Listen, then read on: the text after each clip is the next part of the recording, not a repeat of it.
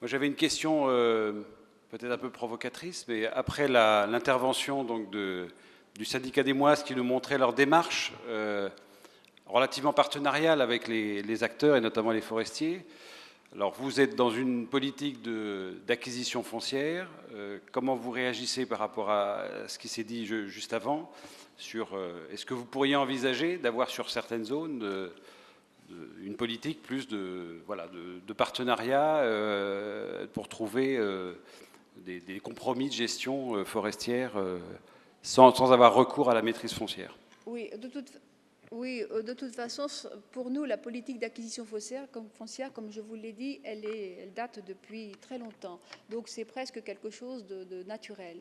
Il faut savoir aussi que on acquiert le foncier, mais on fait aussi des échanges. C'est-à-dire que c'est très intéressant souvent pour les agriculteurs, puisqu'ils vont se trouver dans des périmètres de protection où ils auront des contraintes. Donc autant échanger, aller au-delà, puisque nous possédons des terrains au-delà de ces périmètres de protection.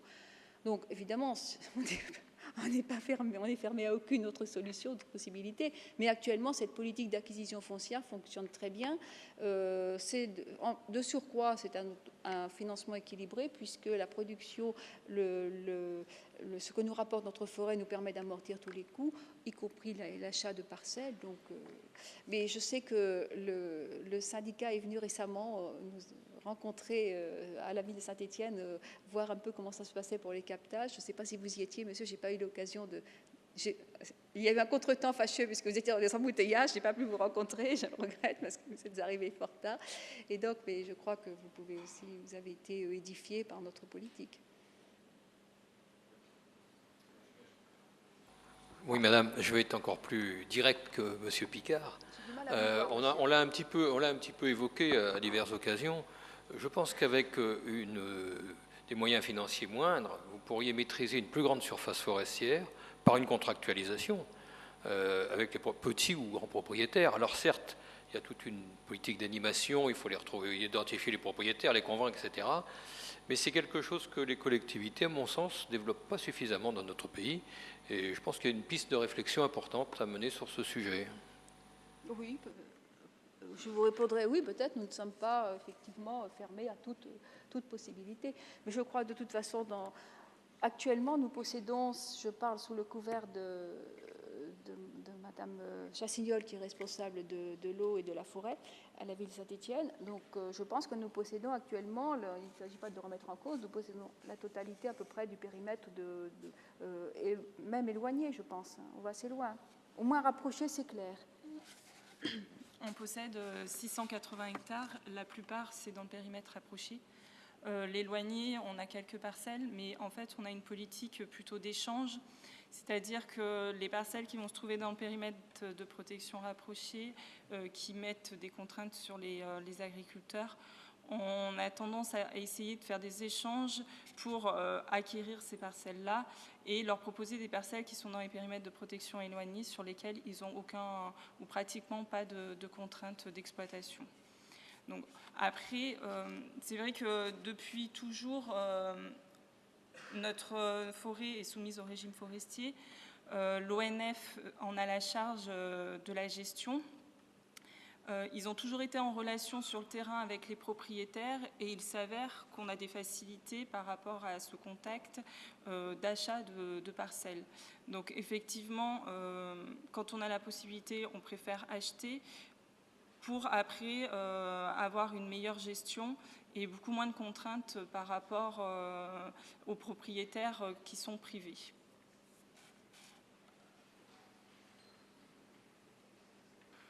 Donc Jean-Luc Parel, je suis au CRPF en Haute-Loire, donc je travaille pas mal autour du barrage de la Valette. Donc d'abord j'avais une petite précision avant de poser une question, c'est que vous avez des forêts qui sont sur le même département, donc sur la Loire, mais également vous avez un gros barrage qui est sur le département et la région administrative voisine, ce qui risque de poser des problèmes. Donc je voudrais savoir, est-ce que vous menez exactement la même politique de gestion et d'acquisition sur les deux départements, donc sur la Haute-Loire et sur la Loire? Et puis une autre précision également, je crois qu'il faut préciser qu'on travaille beaucoup dans le cadre des SAGE, et que ça aide énormément pour le travail en commun. Alors, très rapide. Excusez-moi une interférence. Quand vous utilisez des sigles pour les non-initiés ou pour nos amis étrangers, dites ce que c'est, un SAGE. Hein. Nous, on connaît, mais peut-être pas tout le monde. Donc, le SAGE, schéma d'aménagement et de gestion des eaux. Alors, pour répondre directement à la deuxième question, pour ce qui concerne le schéma d'aménagement et de gestion des eaux, donc actuellement, je vous l'ai dit, nous suivons ce SAGE du Haut-Lignon, et il y a un contrat territorial du Haut-Lignon, et nous sommes associés, mais même nous contribuons financièrement à la mise en œuvre de ce contrat territorial. Nous y sommes très sensibles dans la mesure justement où les pollutions que nous pouvons constater sont des pollutions d'origine certainement agricole, et donc en amont du barrage de la Valette, dont j'ai parlé tout à l'heure. Je n'ai pas omis le barrage de la Valette, j'y tiens beaucoup. Et donc, ce contrat va viser justement à réduire ces pollutions, donc par la mise en œuvre de mesures. Pour la première question, pour les acquisitions, le problème se pose moins pour le barrage de la Valette. Nous sommes propriétaires, et ça depuis le 19e siècle, nous sommes propriétaires donc de tout le périmètre immédiat, voire un petit peu le périmètre rapproché. Donc nous ne pratiquons pas de politique d'acquisition foncière aux abords du barrage même. C'est très encaissé aussi. Oui, Alain Perçuy, en charge des problématiques environnementales pour le CRPF Poitou-Charentes. L'exemple de Saint-Étienne, moi, me paraît particulièrement intéressant pour plusieurs raisons. On a bien parlé de multifonctionnalité, et non seulement de la préservation de la qualité et de la quantité d'eau, mais aussi de la biodiversité et des aspects pédagogiques. Donc je pense que mon directeur en parlera lors de son intervention au début d'après-midi pour ce qu'on fait en Poitou-Charentes.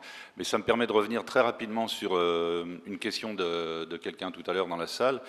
Sur les coupes rases, une coupe rase de plus ou moins grande ampleur, c'est évident qu'elle peut avoir, selon les stations, selon la saison, des incidences assez importantes sur la qualité de l'humus. Et c'est bien la vie organique de l'humus, ses capacités, la microporosité, la macroporosité, etc., qui permet à l'eau de s'infiltrer et qui permet à la vie organique de dégrader un certain nombre d'éléments polluants. Et c'est pour ça qu'en contexte de périmètre de protection d'eau captable, il est toujours préférable d'adopter des modes de traitement forestier et sylvicole qui ne font pas appel à ces coupes rases importantes. Donc le traitement en irrégulier est absolument essentiel dans ce type de situation. Une petite précision, au niveau de Saint-Étienne, l'exploitation sur la vallée du Furan, donc qui représente 680 hectares de forêt exactement sur le bassin versant, au niveau des périmètres de protection, on a mis une contrainte qu'on ne peut pas faire une coupe rase de plus de 2 hectares.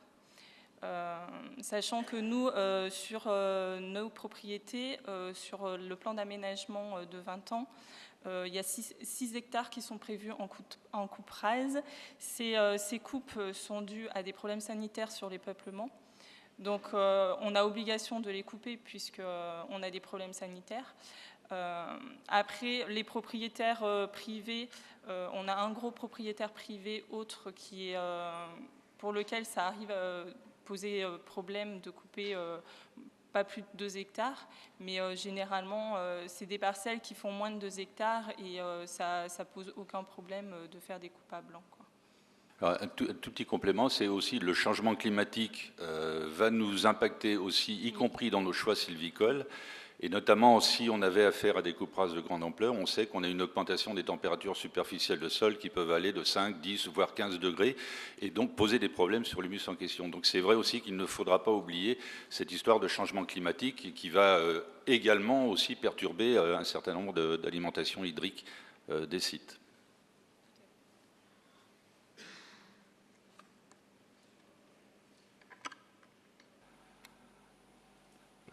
Donc j'ai une question sur le concept que vous avez présenté au début, c'est moins je consomme, moins je paye. En tant que citoyen, donc c'est une bonne chose d'entendre ça.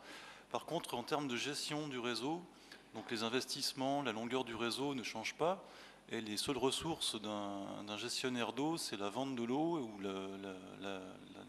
l'encaissement d'un abonnement. Est-ce que la forêt se substitue donc à ce manque à gagner ? Non, non, non.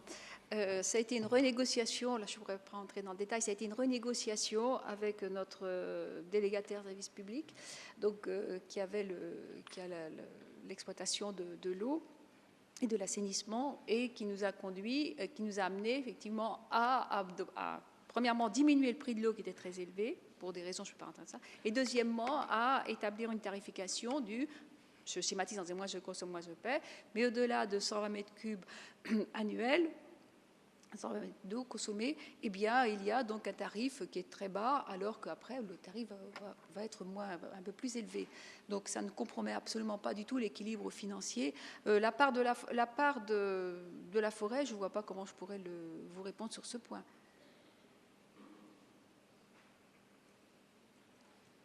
Mais l'équilibre financier est bien préservé. C'est simplement un problème de renégociation assez difficile. Oui. Est-ce que l'eau s'accumule dans des barrages? Est-ce que l'eau du barrage est traitée? Et est-ce que le fait qu'il y ait une protection forestière sur le bassin versant de ces barrages a permis de simplifier le traitement ou de le modifier d'une façon ou d'une autre? Alors, il est vrai que le traitement n'est pas il est évidemment assujetti pour respecter la qualité de l'eau, il est assujetti, évidemment, il correspond à la source. Donc, et je crois l'avoir dit, mais peut-être un peu vite, que par exemple, on a pu constater que l'eau qui nous venait du barrage du Furan, le bassin versant sur lequel nous possédons la totalité, et qui est boisé d'ailleurs, nous possédons la totalité de l'emprise des périmètres de protection rapprochés. Eh bien là, l'eau était de meilleure qualité que sur la Valette, où effectivement, il y avait en amont du barrage de la Valette, qui est aussi notre deuxième source d'approvisionnement en eau, il y avait en amont du barrage de la Valette des pratiques agricoles. Donc, ce qui veut dire que le traitement sera supérieur. Mais c'est vrai qu'il y a un impact direct sur, à mon sens, sur le... Mais dans tous les cas, il y a un traitement. L'eau ne sort pas directement. Alors, l'eau est effectivement traitée. Elle est traitée à une usine au sud de Saint-Étienne, et donc évidemment c'est pas de l'eau, mais même l'eau, là j'ai apporté ma petite bouteille d'eau parce que j'habite une commune limitrophe de Saint-Étienne qui est alimentée par de l'eau de source, elle est aussi légèrement traitée. C'est évident, il y a quand même un minimum de traitement, et d'autant que cette eau, la qualité de cette eau, enfin il y a d'éminents géologues qui pourront me reprendre, mais la qualité de cette eau varie quand même de toute façon en fonction de la pluviométrie, etc. Donc, il y a toujours, les analyses montrent qu'il faut quand même un traitement à minima. Et alors, je crois que tout à l'heure, il y avait une discussion sur le fait de puiser de l'eau dans des nappes profondes. Nous avons eu un problème à ce sujet, dans la mesure où nous sommes un socle granitique, et en puisant de l'eau en profondeur, nous avons des eaux qui contiennent du radon. Donc, alors que les eaux de surface n'ont pas de radon. Donc, vous voyez que il n'y a pas une seule solution pour une seule réponse à un problème. Louis-Michel Duhain du CRPF de Provence-Alpes-Côte d'Azur. Ce n'est pas pour vous la question, c'était pour l'auditeur d'avant. Je serais intéressé d'avoir les restitutions du programme Alpo, notamment aussi des expériences qui se passent en Suisse. À quel moment sera-t-il possible d'y participer ? Alors normalement, le programme Alpo se termine en septembre 2011. Il y aura une restitution. Donc, il y aura une restitution à ce moment-là, oui. Je voulais vous demander, les eaux des sources, aujourd'hui, elles sont toujours exploitées, et si j'ai bien compris, elles vont dans un des barrages. C'est ça ? Voilà. Les eaux, vous avez pu voir en schéma l'aqueduc, donc, les drains. Donc ces drains sont collectés dans un aqueduc, et l'aqueduc va actuellement se déverser dans le barrage du Padurio, mais au passage, effectivement, les drains alimentent je crois, 200 ou 300 habitants. Parce que ma question en appelait une autre. En faisant cela, vous concentrez des eaux d'origine différente en un seul point, et vous ne respectez pas, ou du moins vous privez du bénéfice de la diversification. Comme vous le savez, la question a été posée tout à l'heure pour le lac Léman, donc il avait été demandé pourquoi, malgré tout, maintenez-vous une prise d'eau dans le lac Clément ou avez-vous le projet de capter l'eau du lac?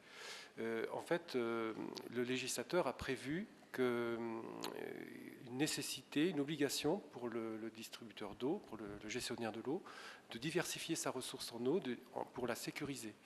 Donc en cas de pollution d'une des ressources, il faut pouvoir alimenter la population avec une autre ressource. Donc ça, c'est la sécurisation.